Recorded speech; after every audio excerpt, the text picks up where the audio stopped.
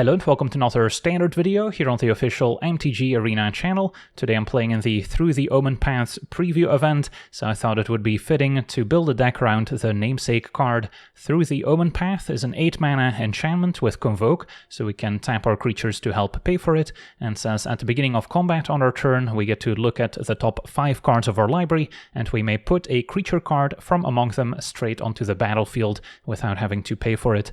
So this is a very powerful effect, especially in a tokens deck where we can quickly go wide to help pay the Convoke cost, and then the deck is naturally going to be filled with lots of creatures we can find, and then hopefully we hit something expensive, such as maybe the White Overlord, which can be impended to make a pair of flying insect tokens, but if we hit it with Through the Omenpath we get to 7 mana 6/6 instead, which will still make a pair of insects to help us go wide.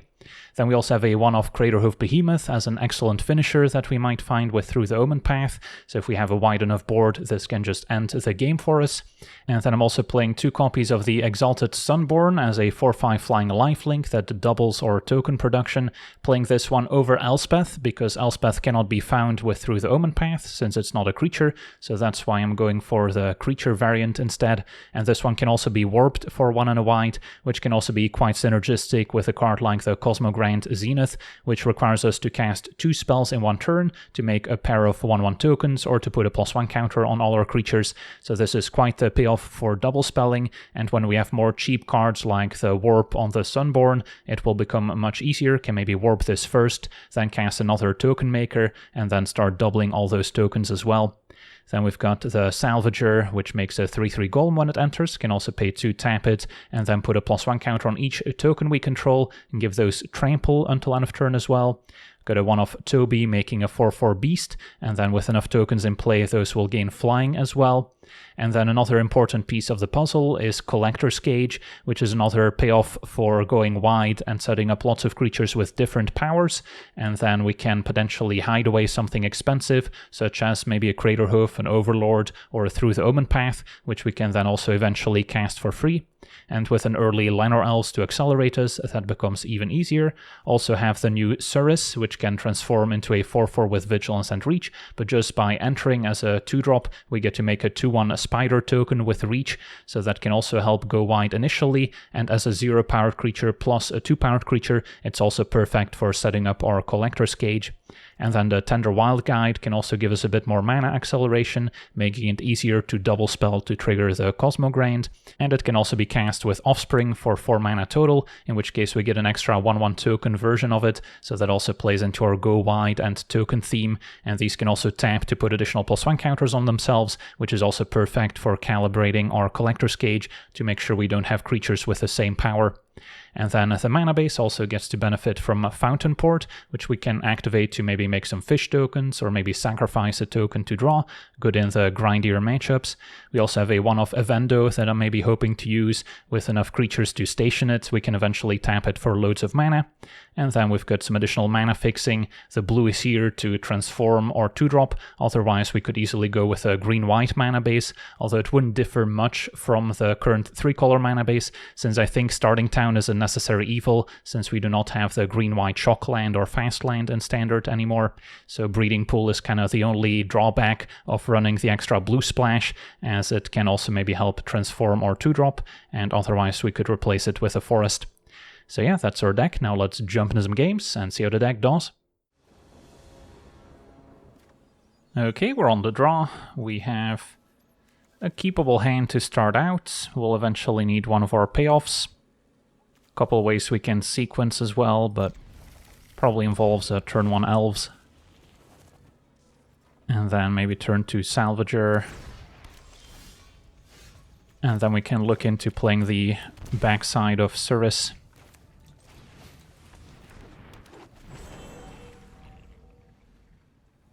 Our opponent a red-white spiders, maybe a 5-color spider deck, which is probably going to be quite popular in the event. For now, just go for Salvager. Make use of all our mana.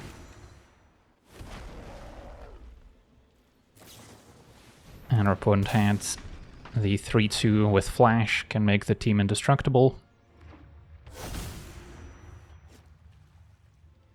Even if we have 4 mana, I might still want to play the 2 mana version first, just to make the extra spider token. Now we've got Tarantusk pumping their spiders. And yeah, we are drawing quite a few lanes here. So I guess what I can do is play this for 2 and then still activate the Salvager.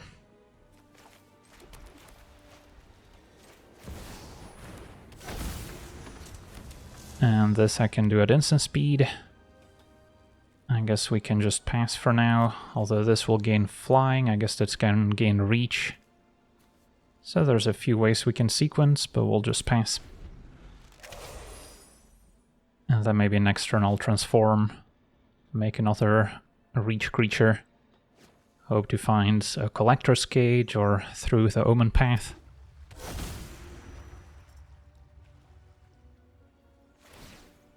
Alright, so that gains flying.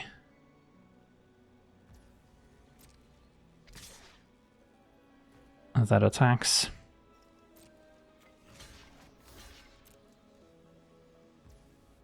And we'll try and pump.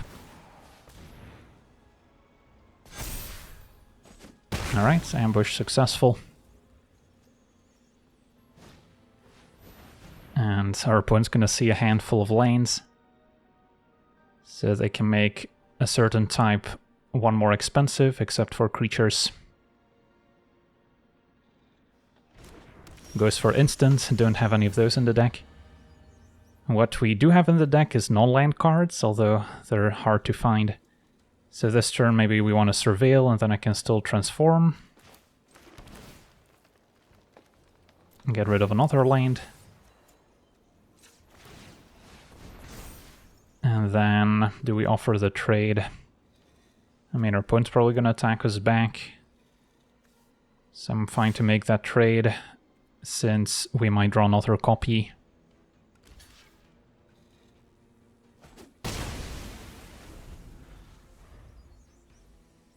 Next turn we can maybe put Evendo to use. As we see the spider with a riot giving other spiders a riot, so that's either a +1 counter or haste. So yeah, opponent's just waiting to cast their 5-color spider, which can give all sorts of keywords. As we draw another land. Alright, I guess I'm down to just surveil now. And Through the Omenpath, that's what we want. Should be close to casting it. And then we can activate Salvager once more to pump our 4/4 token. As our opponent plays the 1 mana spider with haste, so that can pick up an extra counter. And an all-out attack. Alright, so opponent could have another way to make their team indestructible. Not sure what else they could play here. But I guess we'll just block the largest one and pump.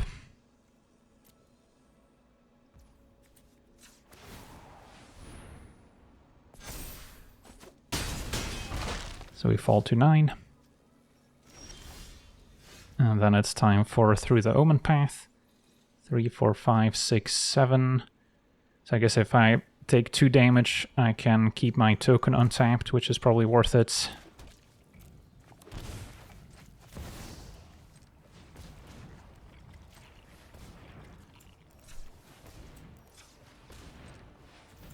And hope to hit an expensive creature to stabilize us.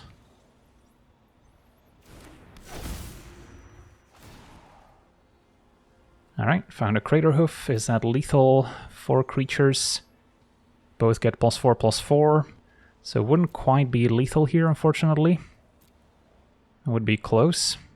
We would be getting in for 18 damage, but then we probably die on the way back if our opponent's got anything.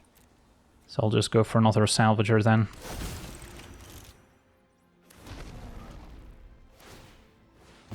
Opponent gains 3.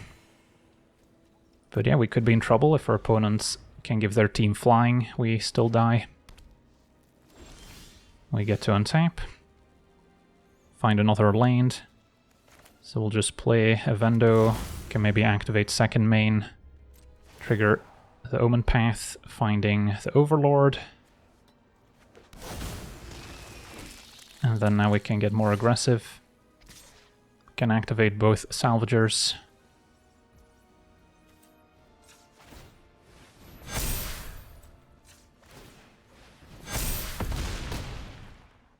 And then hope we survive one more turn. And it's gonna be the same spider as earlier.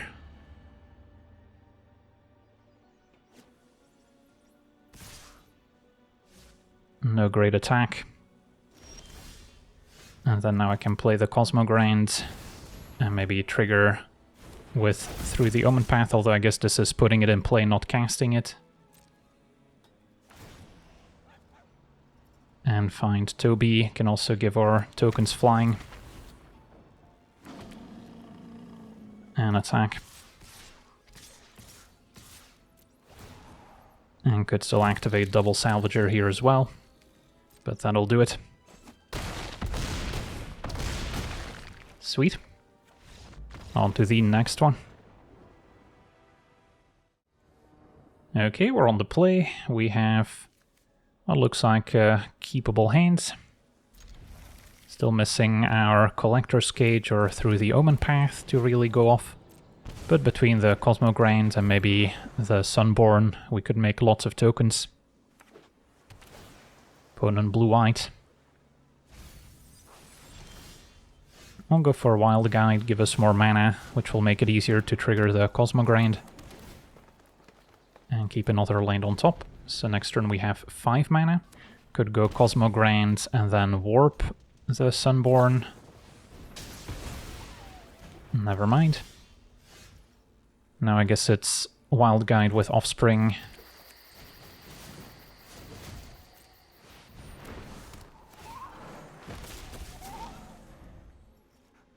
I guess if we warp the Sunborn, we don't get double the tokens from Cosmogrind, since it happens on cast, and then this would not be in play yet.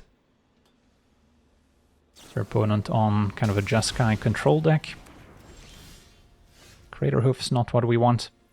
Could simply cast the Sunborn, or I can just go Zenith plus Suris and start going wide. And hope there's no board wipe. And now if we draw Through the Omenpath, I could Convoke it. But our opponent's got a Day of Judgment, so yeah, there it is. So turn late here, sadly.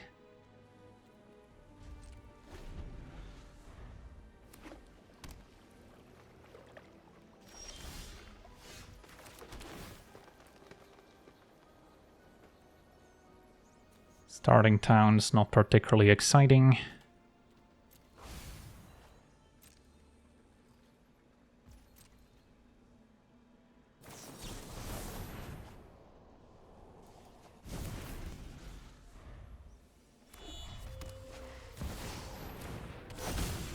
See the new imposter syndrome, so that's what they're trying to set up.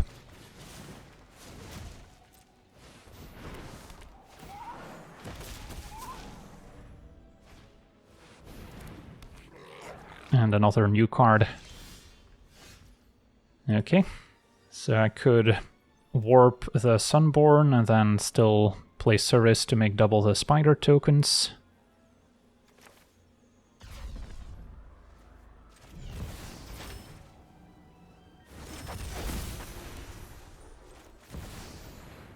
They might have a counterspell in hand. Alright, and then these can put counters on themselves. And maybe next turn we can hardcast the Sunborn or maybe Convoke Omenpath. Opponent is forced to discard another Imposter Syndrome, make a treasure, and Aurelia. So that's how they want to kind of go infinite with the Imposter Syndrome, take infinite attack steps. Well, luckily we have these spider tokens, which can double block. Next turn I can make another reach creature as well.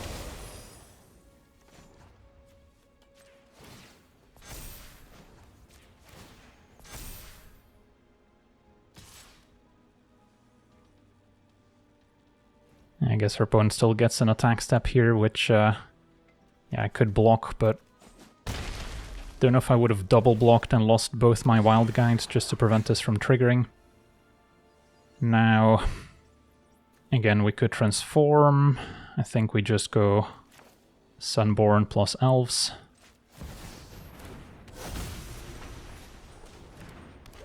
And then we're getting closer to casting our Curve Toppers. Opponent has to discard their entire hand. It's not a May ability, so they lose Elspeth, which could have been pretty effective. And now 3 steps. Drawing and discarding, could have also copied something by paying 3. Finds a Fountain Port and does not attack. Alright, so now we have options aplenty, including Collector's Cage or Through the Omenpath. Omenpath would still leave the Sunborn available. Collector's Cage is 3 mana basically to get something for free. If that generates more tokens, I can maybe still Through the Omenpath, especially with the Sunborn doubling our tokens. So we'll see what we can find. Salvager is okay. So activate on my Sunborn. Cast Salvager, make double the tokens.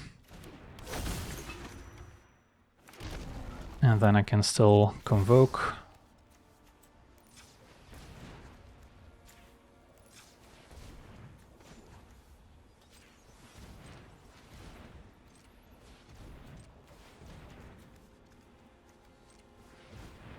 And one more. Does it resolve? It does. And then Salvager or more Spider tokens. I guess we'll go Salvager.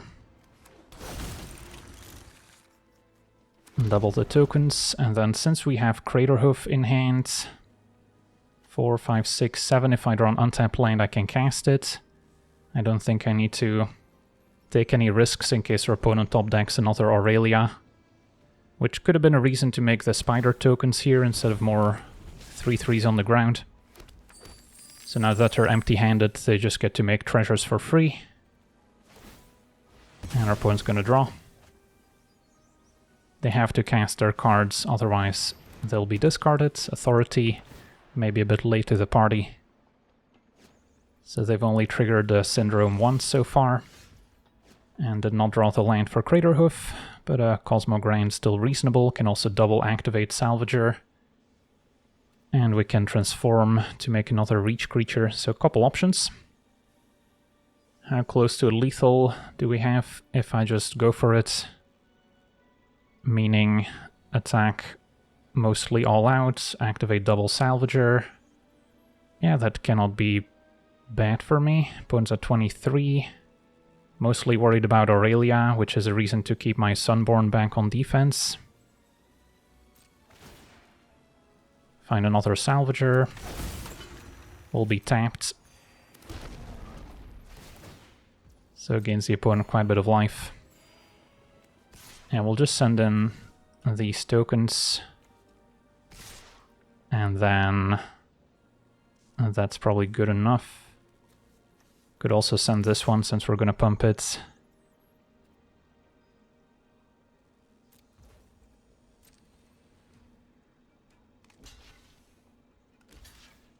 Opponent lines up some blocks.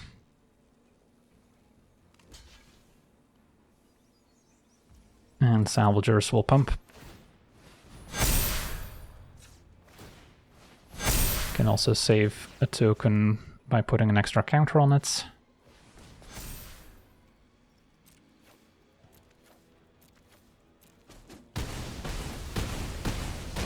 Opponent falls to 10, so they need another Day of Judgment here, which would be pretty effective, although at least we still have our Omenpath generating additional creatures. So they go digging with Fountain Ports. They can still cast Aurelia, but we would be able to block.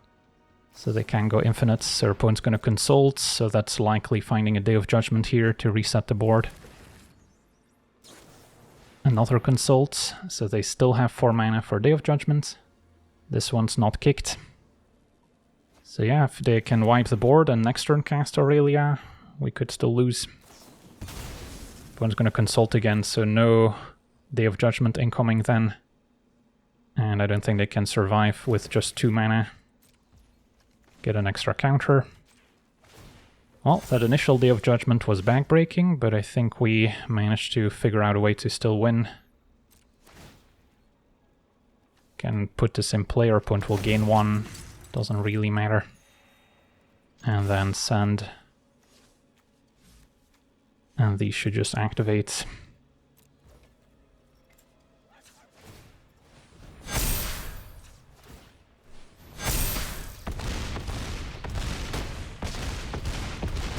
Alright, sweet. On to the next one. Okay, we're on the play with a keepable hand.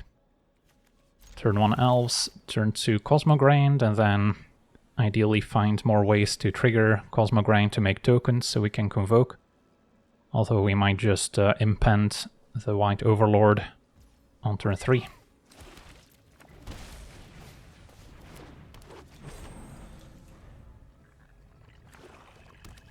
Turn 1 Swamp. Could take care of our Elves. And yep, Knife Trick deals 3, so our opponent may be on a Mayhem discard deck. We can play Cirrus.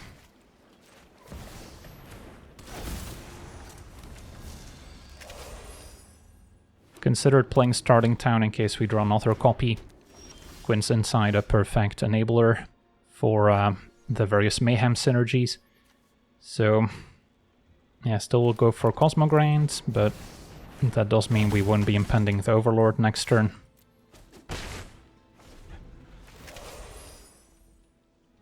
So we currently have 6 mana basically for our 8 mana Convoke spell. So we're getting close. So had I played Starting Town turn 2, turn 3 play tap the Vendo, and then turn 4 I can impend the Overlord. Might have been better to set up Through the Omenpath. But Cosmogrind eats a Bitter Triumph before it can generate any tokens.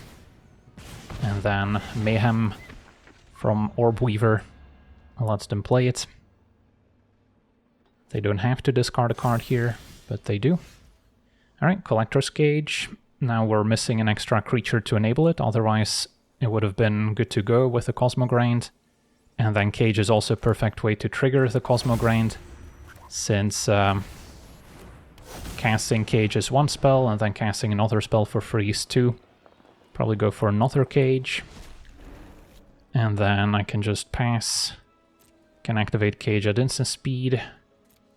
Don't think we're stationing a Vendo, although I guess we could. Sure. Next turn I can also transform my 2-drop to have a slightly beefier creature.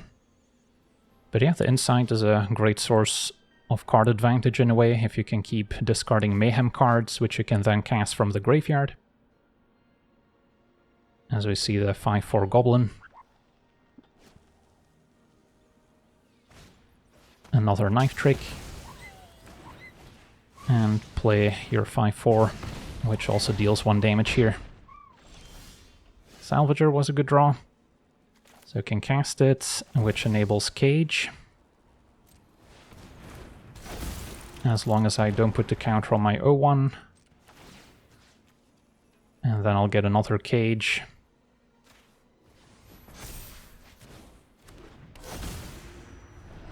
Which finds probably the Salvager here. So then I'm not really incentivized to trade, since we need our creatures for enabling another Cage. So I may as well station then.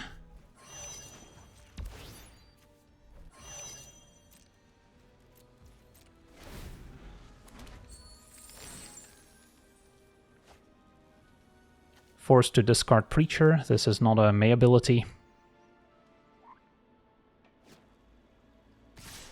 And an attack.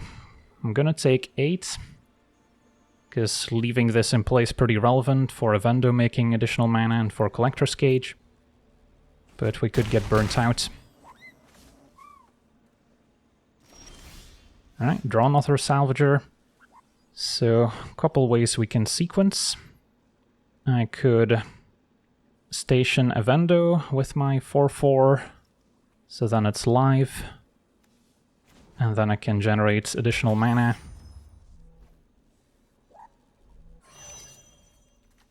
Which I kind of have to tap this now, or maybe after I use Cage, but then there's a risk of maybe removal, disrupting the Collector's Cage.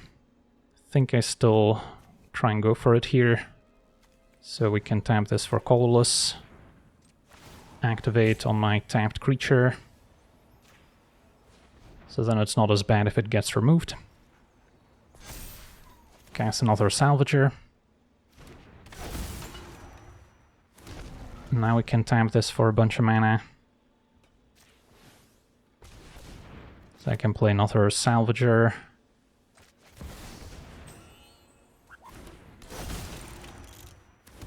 And through the Omenpath, leaving at least one blocker back. Can make it a Salvager if we need to chump.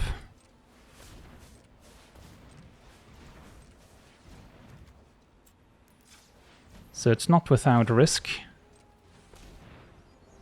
So if I fail to find a creature, I could just be dead.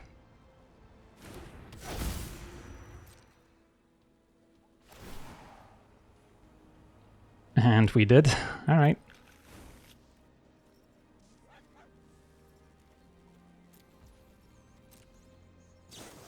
End of turn, flash in a 2/2 flyer. Second chump, and then still take 5. So failing to draw a creature here with the Omenpath did not quite pan out. GG's, on to the next one.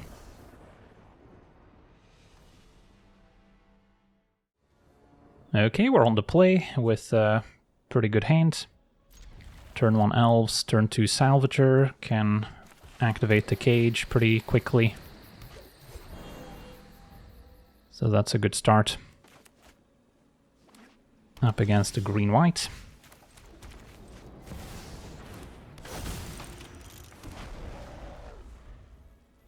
If we hit through the Omenpath with Collector's Cage, that's a pretty good hit too. There's Overlord. Opponent with Heirloom.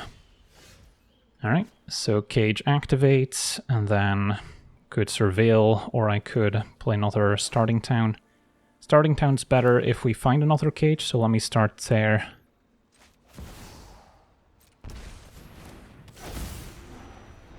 And I'll just go for the Omenpath. Activate on Salvager. And then I can maybe improve my odds with the Surveil. Toby's okay. And sure, we'll go for Toby.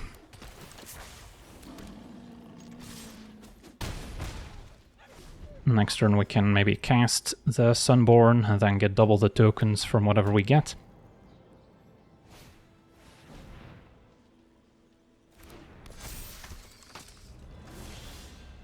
Oh, Overlord's not bad either. Although I'm still liking the Sunborn plan. A little bit short of warping and using Overlord.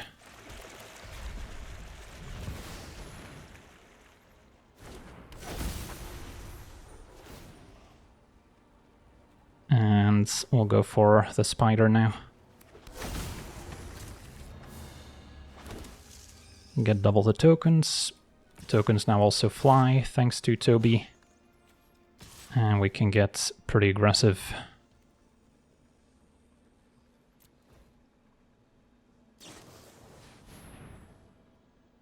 (3/2), I guess with the extra counter now can ambush the Salvager, so maybe that one shouldn't have attacked. But our opponent's still at 8.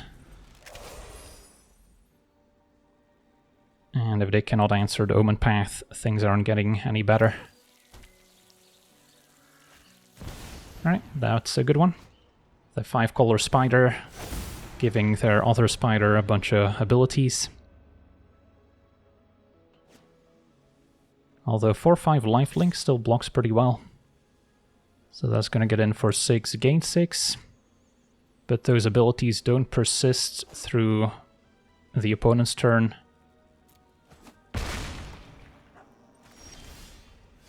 And I can at the very least impend this.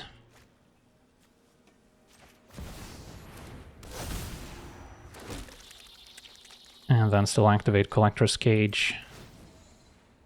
And hit probably the Salvager now.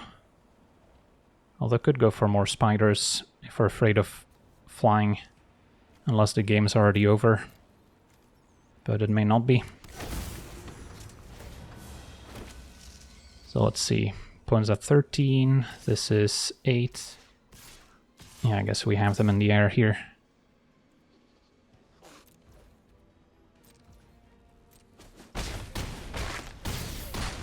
Alright, so we get to Convoke Through the Omenpath a bunch of times.